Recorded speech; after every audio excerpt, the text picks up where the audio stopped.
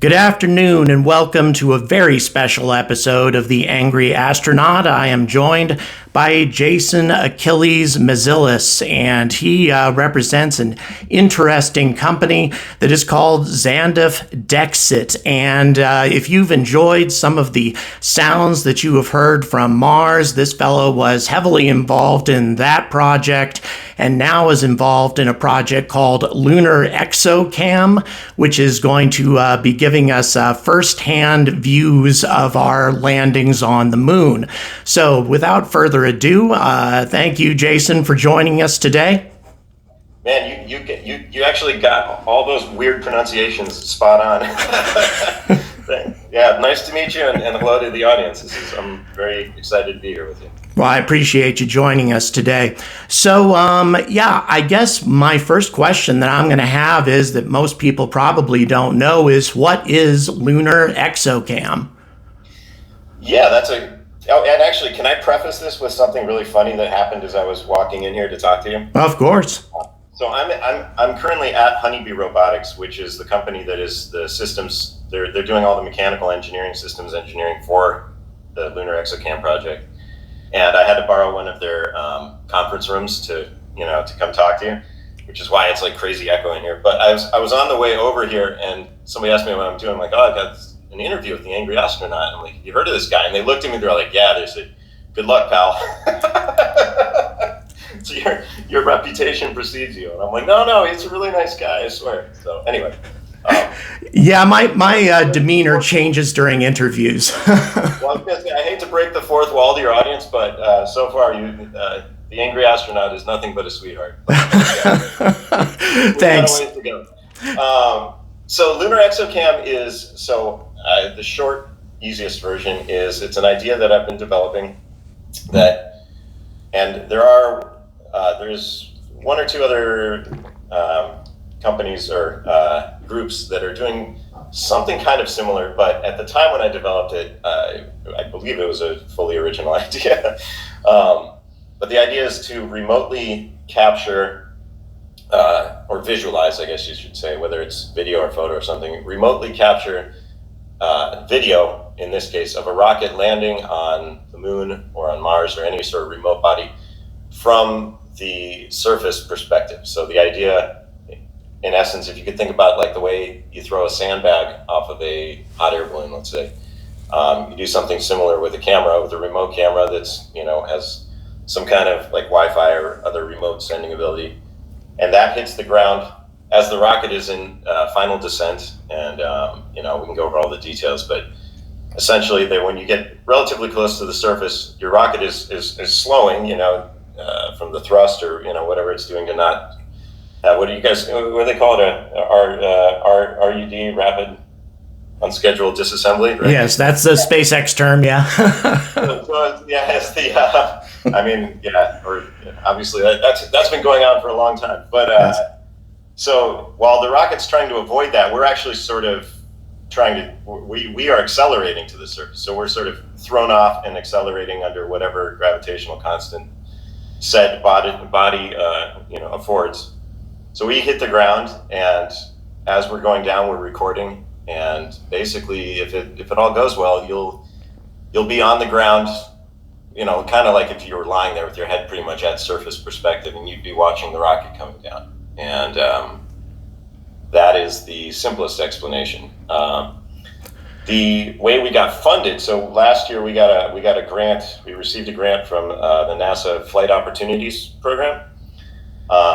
And what was sort of key to our receiving that grant was that we are able to, the lunar regolith migration on the surface is something that NASA is very interested in and rightfully concerned about, right? Because what we saw from the Apollo, from some of the video, like looking out the window of the Apollo landers. Have you seen any of that stuff? Yes, the whole debris plume thing is a topic I talk about quite a lot, actually. So I'm very interested to hear what you have to say about that.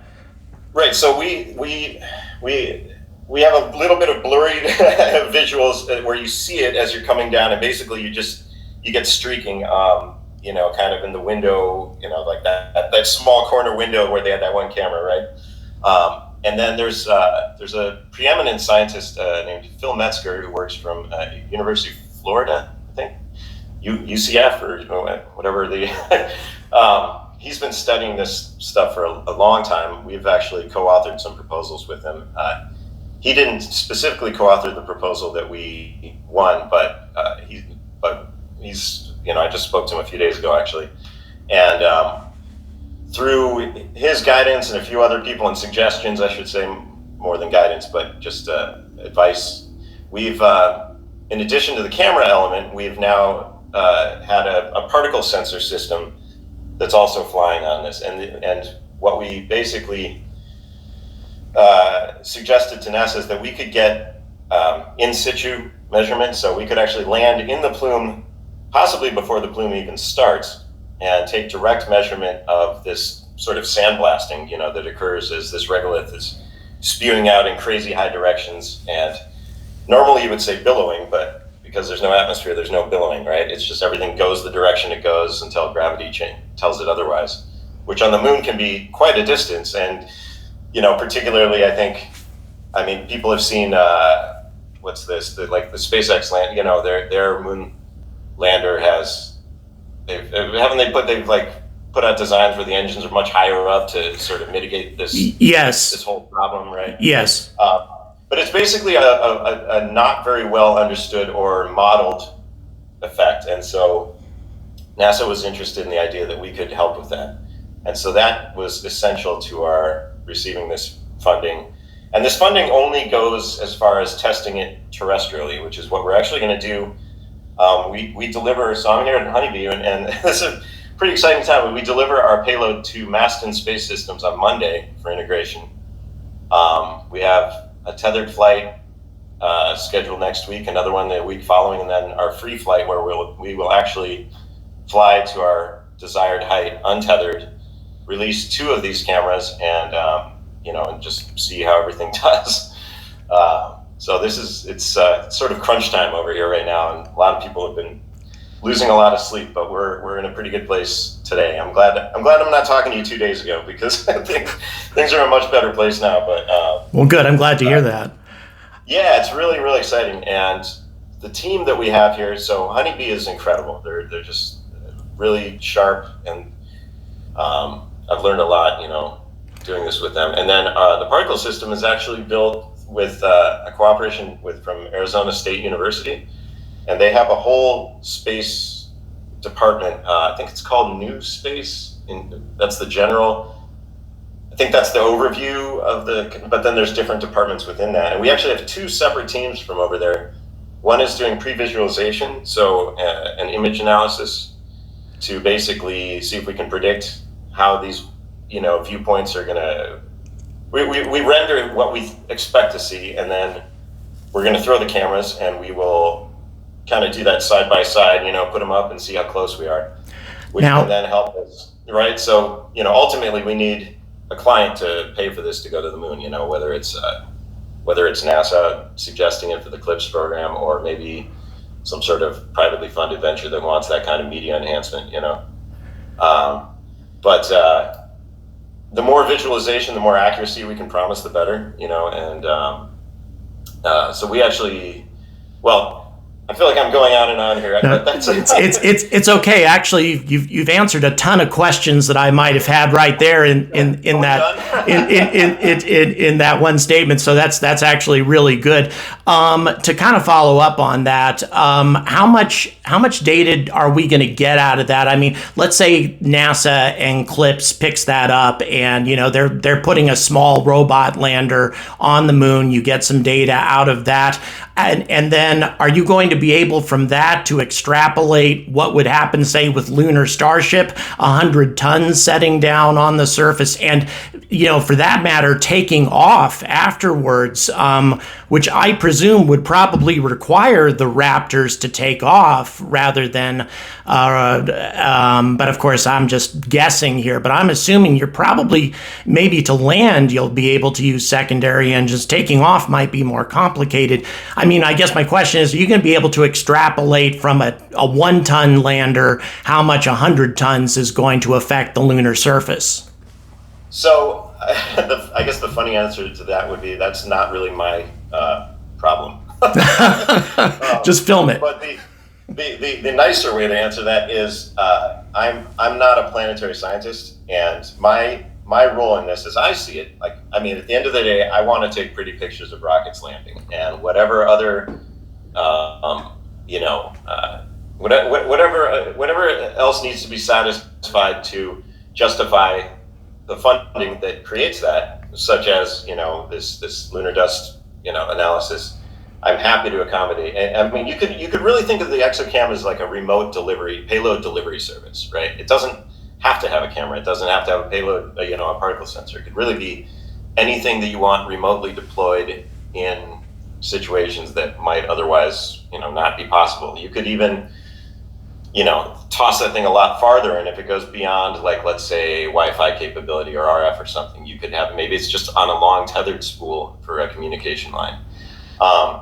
But ultimately, I'm right now, especially with this first flight test, we have a camera on there, we have a particle system on there.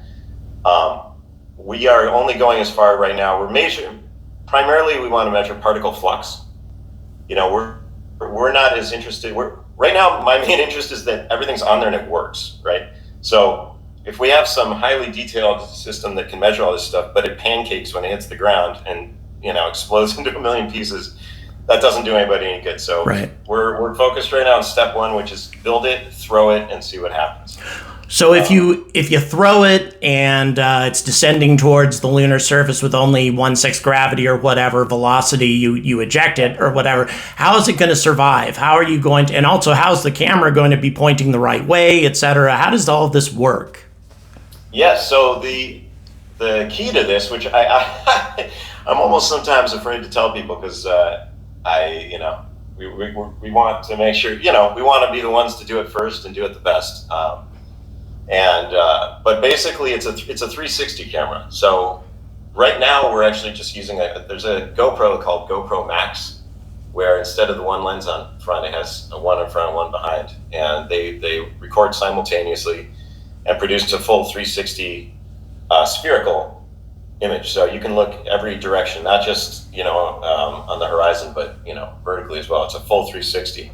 It's in a wireframe cage, which is what protects it. And that cage there's certain null points in the visual where the stitching occurs, where we've sort of engineered it so that, like, the mechanics of how that cage is held in place, the structure exists as much as possible in the null points that basically get removed through the auto stabilization and stitching software in the GoPro. It's funny, I'm making a lot of hand movements right now, even though nobody can see me. But there is a cage right now. There is still that cage in the way.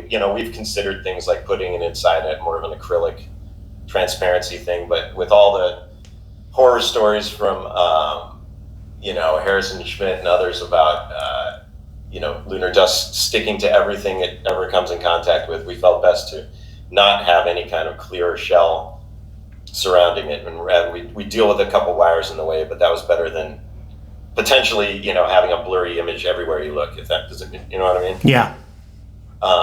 So that's it. So because of that, we don't have to worry about orientation, and we just throw this thing and it hits the ground. It's about the size of a basketball on the externally with GoPro. Everyone knows how big the GoPro is, and that's it. And then the GoPro has Wi-Fi, so ultimately it'll be Wi-Fi transfer for the data. Right now we're just retrieving it by hand. This is not an avionics test that we're doing next week, I should say.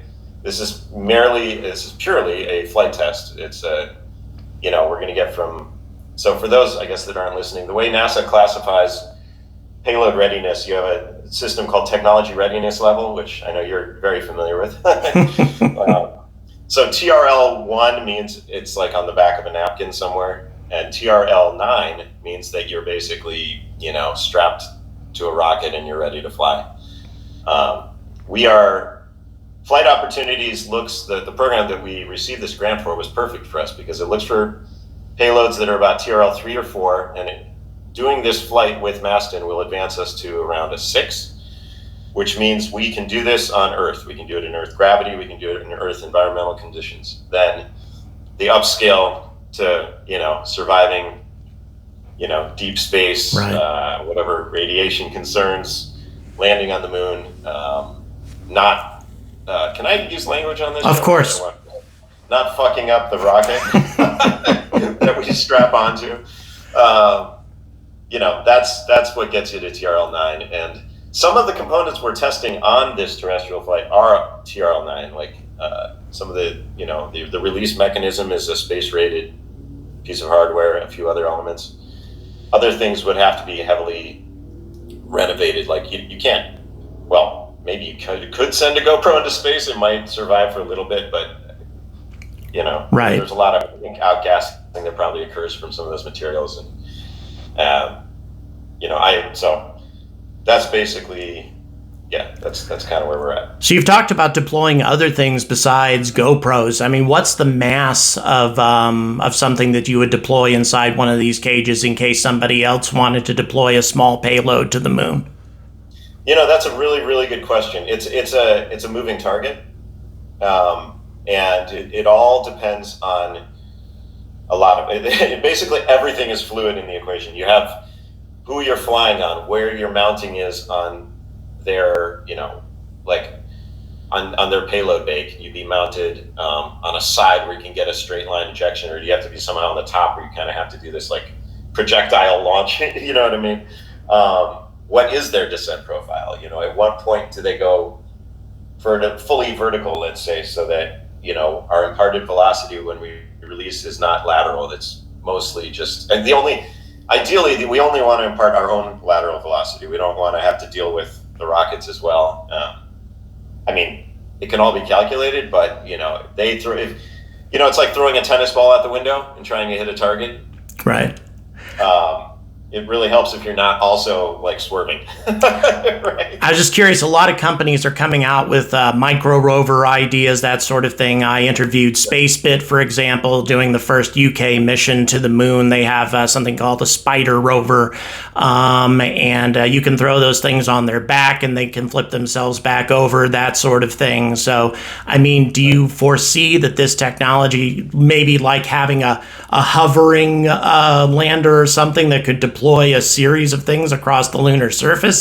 Does it get that ambitious, or are you just pretty much looking, cameras for landing, and that's as far as we're going to take it? I would say it gets more ambitious than that. Yeah. But, I'm sort of a little restricted on how much I can discuss. Right. But no, the level of ambition is probably undeservedly high for a company that hasn't done this before, but the team is excellent, and people seem to really enjoy working on this. And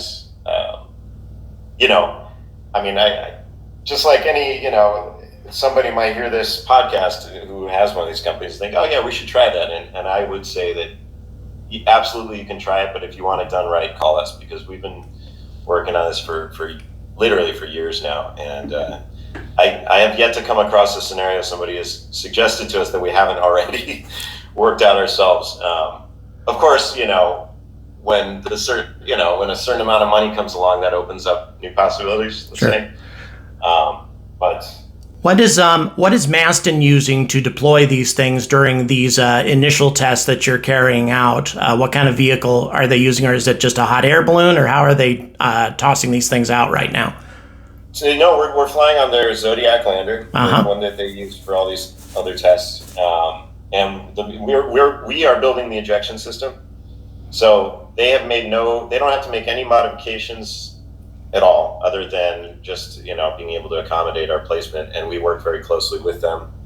Maston is wonderful, and I know you know that because you just interviewed Matt over there. Yeah.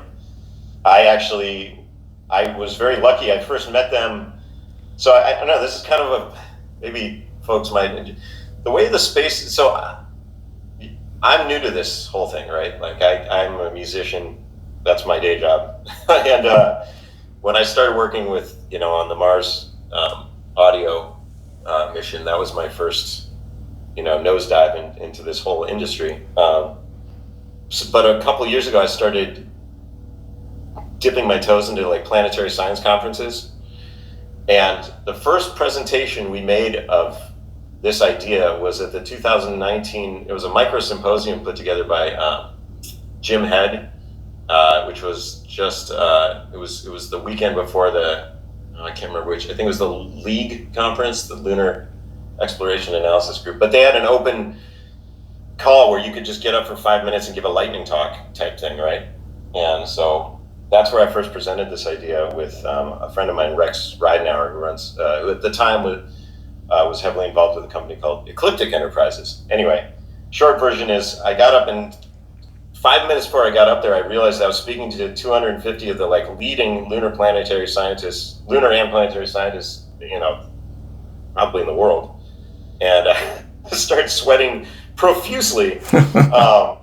It was horrifying. And I got up there, I got through a 5-minute speech in 4 minutes, but after that, one of the first people I met was this fellow named Jared Byron, who had just started working at Maston Space Systems.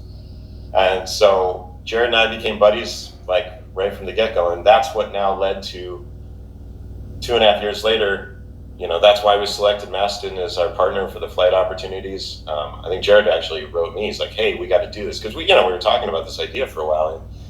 And it wasn't even back of the napkin then. It was like TRL -1. You know what I mean? But he liked the idea, and so I guess just it's interesting that meeting cool people and cool relationships and just in a very organic way has led to real technological development. And I can't overstate enough the importance of getting out and meeting smart people in bars if you want to try and make any of this stuff work, because it works. It's great. But anyway, that's how I basically became connected with Maston initially. So, I don't remember what your original question was. It's fine. As I say, you continue to answer multiple questions, so that's fine by me. I guess another thing that I would ask, at the end of the day, what is it getting you the most excited about this project? Is it the notion that you're going to be able to, provide the necessary information to perhaps solve this whole debris plume and all the problems associated with it? Or do you want to excite people about landing on the moon? Give people this perspective of a lander coming down that we have never seen before, and to get people, worked up about going back to the moon? I mean, what about this, gets you the most motivated? So the answer is yes. All of the above. Absolutely. There you go.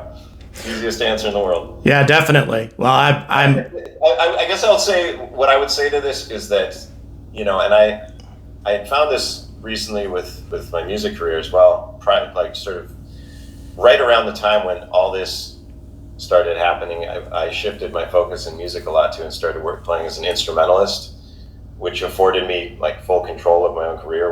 When you're in a band, it's that democracy thing you have to deal with. Yeah, my son's familiar with that. It's just terrible. It's fine when you're all 19, but you get a little bit older and you're like, I don't have to listen to this jerk, and then you don't stick it out, and then you don't stick it out, But around the time that happened, it was when I started. And my first gig with, when I was working with NASA, and we were working on it was the microphone that flew on the entry, descent, and landing system. That's the one that I worked on. I was an important part of that, but the smallest part of that. I had no real control over anything. They would ask me for advice. I put an engineering team together. And they would ask us, for advice and evaluations and this and that. But ultimately, we had no decision power. We did the flight hardware that we selected. Ultimately, was what flew. But they could have flown anything. It was just they decided to trust us. Well, they must have respected your decisions then, if that's what they went with. So yeah, I mean, we definitely did our homework, and it sounds great, and it did sound great, and there were some problems initially. It didn't record the landing, but that wasn't a problem with the microphone. That was internal issues with computers and not talking to each other properly. So thank God the capsule itself actually was fine, which was good, because that was that was on us, right?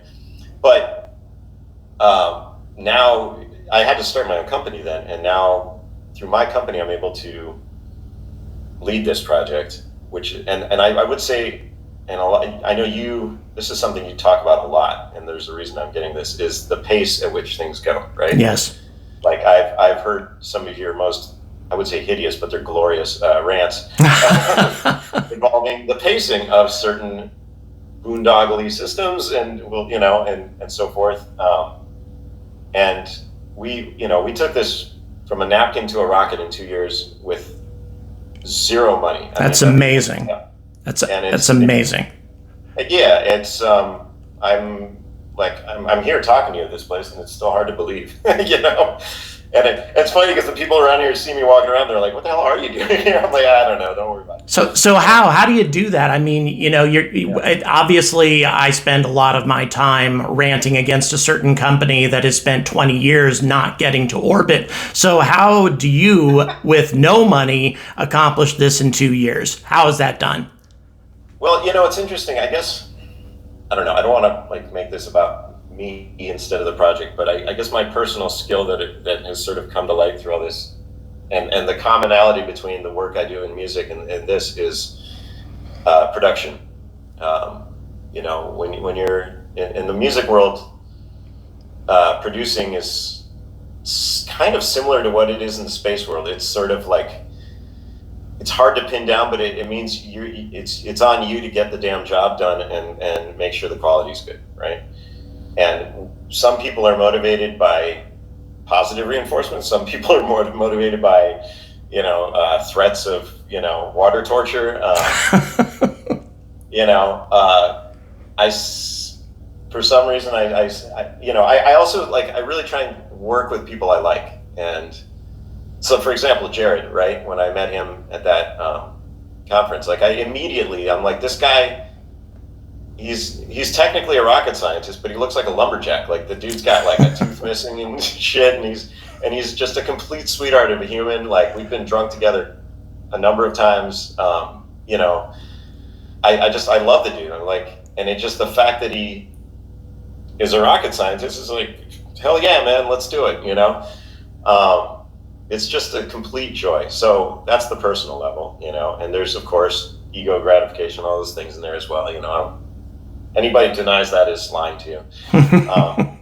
But it is also absolutely, you want to make somebody feel the way you felt when you were 5 years old, right? And you saw whatever it was, whether it was, depending on your age, it was the Apollo landing, or it was the shuttle launch, or maybe it was the first Star Trek movie, or maybe it was the last Star Trek movie, or whether it's science fiction or science fact. Anybody that's listening to our voices right now knows when they fell in love with space, right? And I was fortunate enough to somehow or another come upon what apparently is an original idea, which, I don't know. I'm not saying nobody else has ever thought of it. I'm just saying that nobody told us about it, to see things in a way they've never been seen before, in a way that I think if we do it right and we apply the level of consistency and quality, we'll just I think it's going to blow people's minds. I agree completely. I think that, it's amazing how time flies. We're nearly at a half an hour at this point. But what I want to say though is that I in the time that I've spent talking to you, this is definitely something that I can get behind. The whole first of all, I think the debris plume issue on the moon is going to be an ongoing significant problem until we have landing pads all over the lunar surface. So that's something that definitely needs to be addressed. people need to get excited about going back to the moon. I think giving them this unique perspective is going to be quite amazing. And the fact that you've done this, I mean, I hate to sound like a sycophant here, but the fact that you've been able to accomplish this in a couple of years with, very little funding is very impressive. And I think that anybody in the space industry should really have a look at, what you've been able to accomplish, what you're going to accomplish in the future as, a model as to how they should be doing things, as opposed to doing things slow and sure, as long as we keep getting millions of dollars from the government, So I applaud what you're doing. I don't know, man. You don't sound very angry. It's starting to worry me. Yeah. I'm just waiting for the other. No. I get 100% behind things I believe in, and I attack things that I don't. And everything you've described here, from working on a tight schedule to, working on limited funding to having a great and original and innovative idea, I get behind those ideas as enthusiastically as I slam on others. So this is great. I appreciate it. Let me just to, I guess, add what you said, and what made this possible was the investment of others, whether it was their time or like with Rex, who I mentioned before. He gave me countless hours of his time. We co-authored, half a dozen proposals together, and I don't know if anybody here is listening has done that. It takes, those things are fucking tedious. And then Honeybee has given me, they made a monetary internal investment to pay engineers to develop something before we had a contract because they believed in it. So, sometimes people ask, I've had a few people ask, like, what could NASA do to, NASA's program to support this is amazing. The only thing that I would say that I think is missing there is I had to really, really try and, dig up turn up a lot of rocks and flip over a lot of toads to find a pathway of support for this, right? And I happen to be somebody who I guess is pretty good with people. A lot of creative folks aren't,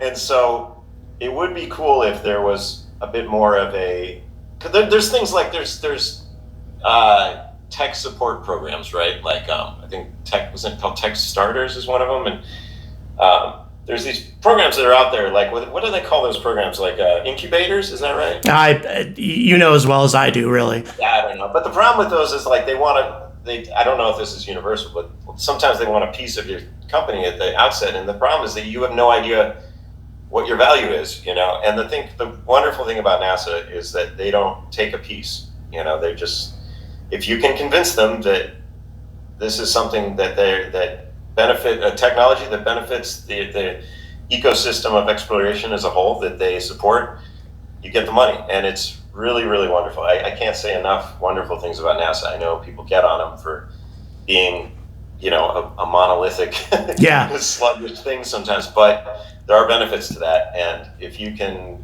and the turnover was pretty quick. I mean, all things considered, Well, that's a distinction that's important to make, and I'm very glad that you did there. NASA definitely needs advocates as well as critics. So I hear where you're coming from there. I do apologize that we need to cut things off at this point. We are over the half hour. But in any event, I really do appreciate the amount of time that you've spent with us today. I applaud what you're doing, and I certainly hope that NASA embraces this technology and uses it for their future missions. So thanks very much for joining us today. It is absolutely my pleasure, and great. I hope people enjoyed listening. All right, take care. Cheers. And incidentally, all of this has been accomplished with a grant of only $650,000. And as we all know, this sort of thing is the exception rather than the rule. Innovation on less than $1 million as opposed to tens of millions. So until this kind of innovation becomes commonplace, and until NASA starts embracing innovation instead of the good old boys network as they have done in this case, I urge all of you to stay angry about space.